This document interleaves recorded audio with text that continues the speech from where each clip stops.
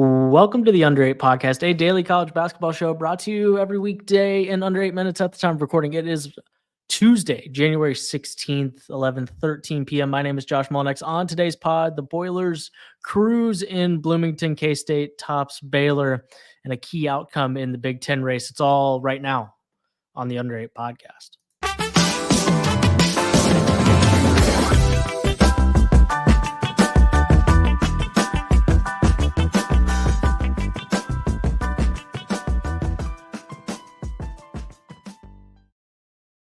Josh Doering is here with me 1 year ago. Mr. Doering, a top 5 caliber Purdue team, lost both matchups to Indiana.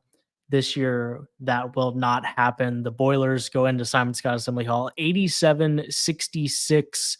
Maybe there was a moment in the second half where you thought maybe this could be close down the stretch, but then Purdue goes on another run, closes the door shut, and the Boilers get a 21-point victory over Mike Woodson's Hoosiers. And that run reduced the halftime deficit, which was 51-29. There's that part too. Yes. Did Indiana make it competitive for a hot second? Sure. Also, it was a 22-point game at halftime. So you can forgive Purdue a little bit for relaxing. Now, they've had issues with that in the passing games where they can't afford to relax. But this one, they absolutely took care of business. By the way, these two teams entered the game with the same record in Big Ten play. How about that?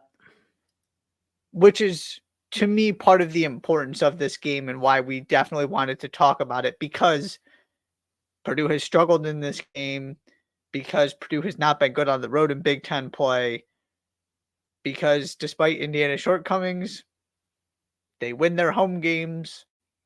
They were 4-2 in the Big Ten. Kansas is the only other team to win in that building this season.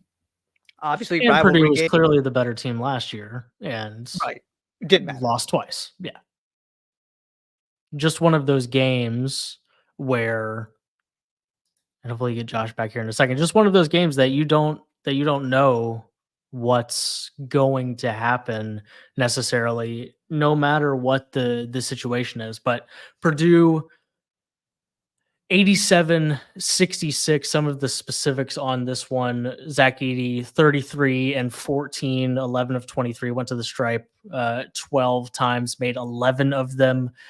Fletcher Loyer, Lance Jones were the perimeter production, kind of flanking what Zach Edey was doing. 19 points for Fletcher Loyer, 17 points for Lance Jones on a night where Braden Smith was just 2 of 14 from the field. 5 points, but he had 9 assists, 2 steals to just 2 turnovers. That's, if he's not going to score, then at the very least, taking care of the basketball and dishing out assists is what you'll need Braden Smith to do. Boilers just 8 turnovers in this competition. In Big Ten play, let's take a look. Their turnover rate was 10th offensively, and when you're 10th offensively and you're 14th in the category of forcing turnovers, that was a place where Purdue was struggling. They win that slightly, not very many turnovers at all in this game for either team, but 10 turnovers for the Hoosiers. 8 of 24 from the 3-point line. It was just a little too much for Mike Woodson's squad on this particular night. I believe we have Josh back in here, so let's get him back in the conversation. Josh, hello. Welcome back. A game where it just Purdue had more than Indiana. Braden Smith doesn't shoot it well, but has a really nice just point guard facilitation, taking care of the basketball game, and it's an easy win for Purdue. Yeah, Fletcher Loyer, Lance Jones, 36. That's always helpful. Braden Smith doesn't have to be great every single night. He's just got to do his job. 9 assists, 2 turnovers. That's all you really need. I do think this was an important statement win for Purdue to remind everybody just how good they can be. Indeed. Purdue 87-66. They moved 16-2 on the season. Now 5-2 in Big Ten play. In the Big 12, 68-64 in overtime. K-State over Baylor. Baylor Bears had a hard time hitting the broadside of a barn in this particular game and just not able to score enough points. It's not like K-State shot the lights out. In fact, they probably were much closer to the opposite. But on a night where Baylor was 5 of 28 from the three-point line and their starting backcourt, those three guards were a combined 8 of 36 from the field. The Wildcats got just enough offensively to get an overtime win at home. Baylor couldn't hit free throws either. It was any attempt 9 to of put the ball 19, in the sure. basket. Yeah. Cam Carter was the only starter on either team that shot 50% or better from the field. He had 18 points. Very possibly the best player on the floor. That always helps. Yeah, this was not a pretty basketball game.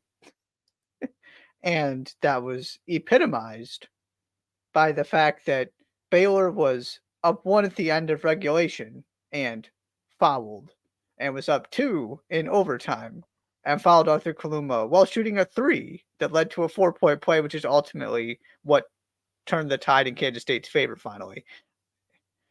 I guess the good news for Scott Drew is it wasn't a defensive issue. They just couldn't shoot the ball, which happens sometimes. And you still had it, and you still should have won this game. Sure. Sometimes you got to just take the positive and move on in Big 12 play. Jerome Tang seems to have his number, which is an interesting story out of all of this, that Kansas State has done quite well against Baylor since he took that job last year. And inexplicably, Kansas State is also now 5-0 in overtime. So there's that. K-State's also 116th in offense at KenPom. So yes, you played a team that didn't just shoot the lights out against you. Definitely something to pay attention to as we move forward, because on the other hand,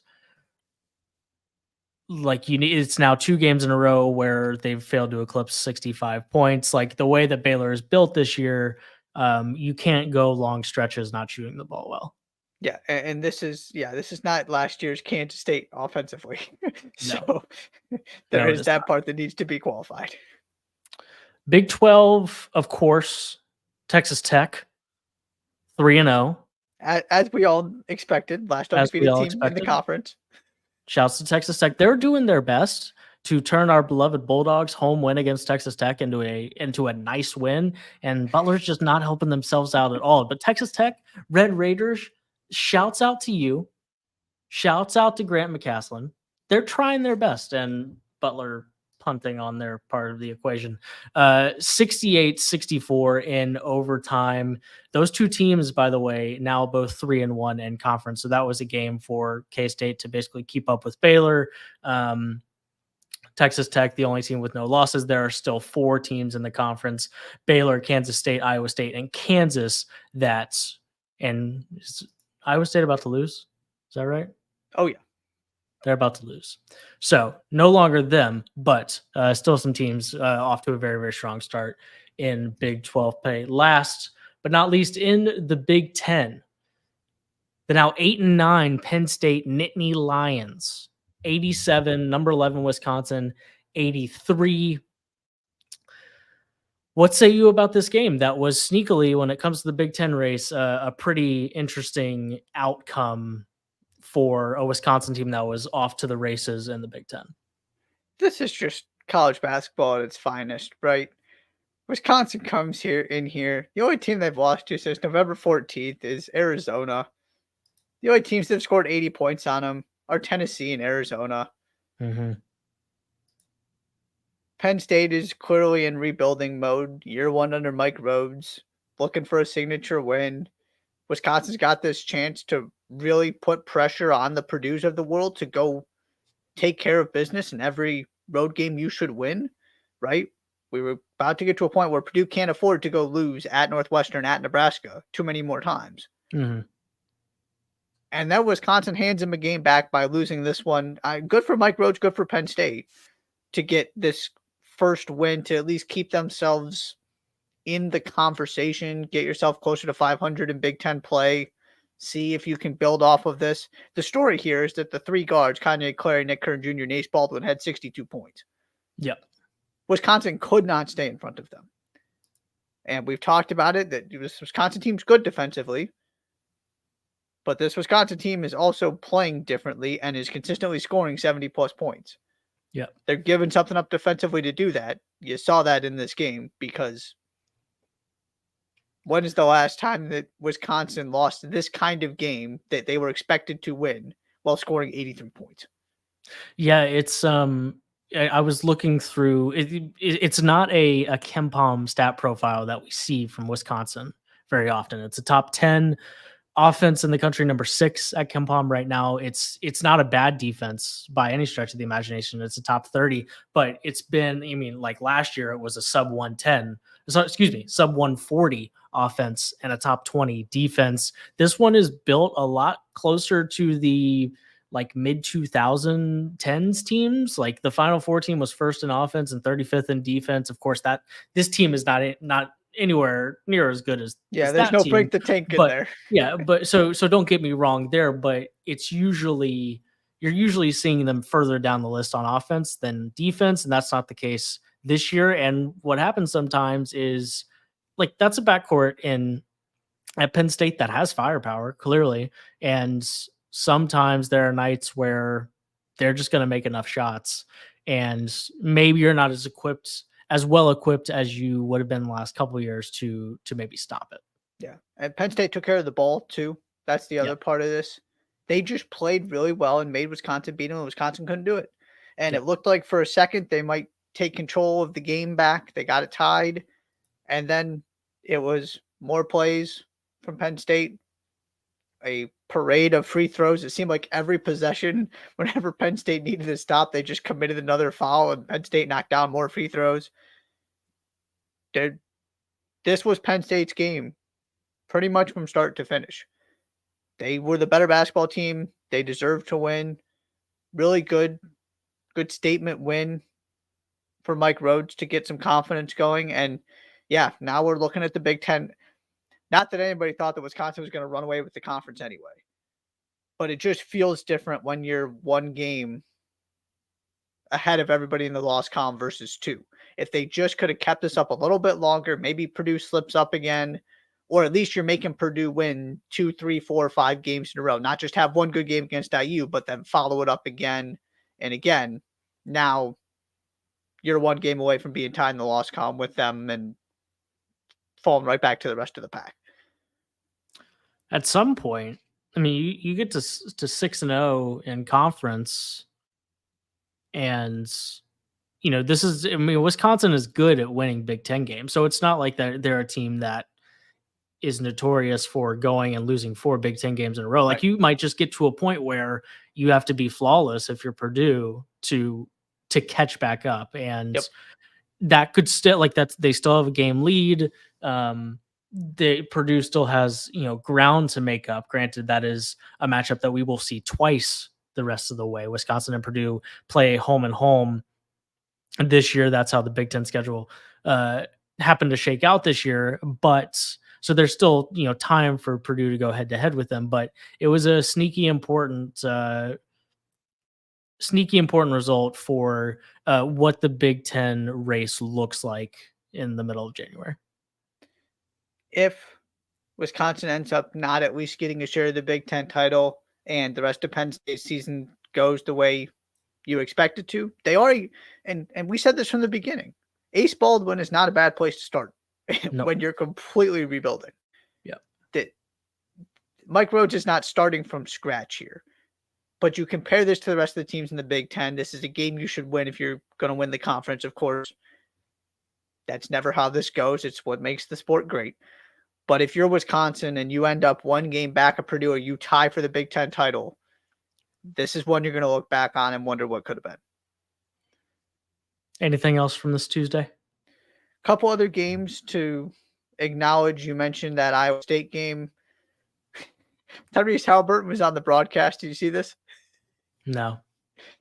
And he was locked in. Respect that guy. He clearly cares about Cyclone basketball. It was funny. They were talking to him and he was stopping between answers to watch the possession. It was great. About 2/3 of the way through, he goes, "That BYU offense is amazing." He was blown away, and rightfully so. that was a spectacular offensive performance and a really, really big win for BYU. You've been a skeptic, hasn't gone great in Big 12 play. Congratulations, you beat UCF, but they got a statement win. They looked really good doing it. Trevin Nella's not playing. I mean, they were spectacular. And then Seton Hall also. We were going to talk about this game, and Seton Hall just made it not an interesting game to talk about with Rick Pitino sidelined because of COVID. What I'll say is, well, first, Kadari Richmond quietly has been arguably the best player in the Big East. That needs to start getting acknowledged. And two, I was curious just how much Shaheen Holloway could do, because it made all the sense in the world for Seton Hall to hire him, obviously. I'm always just skeptical of somebody who gets all that notoriety from one postseason run, right? We talk about this all the time. This is working. Shaheen Holloway is doing a phenomenal job and doing what good coaches do, which is elevating the talent at their disposal. It's not like he's got the most talented team in the Big East here, but here they are. They continue to win games. They continue to get better and better. They're taking on his mentality, his DNA. It's awfully impressive. So I wanted to give props to him and the fighting Shaheen Holloways, I guess, the Pirates. Sure. That's going to do it. Tuesday, January 16th. It's 11:29 p.m. Couple of really nice matchups tomorrow that we'll talk about on Wednesday evening. Until then, take care of yourself for the next 24 hours. It's snowing and cold and disgusting pretty much everywhere in the country. So stay warm. We'll be back tomorrow. Be sure to subscribe to the podcast wherever you listen to your shows. Follow the Under 8 Pod on Twitter. Subscribe on YouTube. And we will see you tomorrow.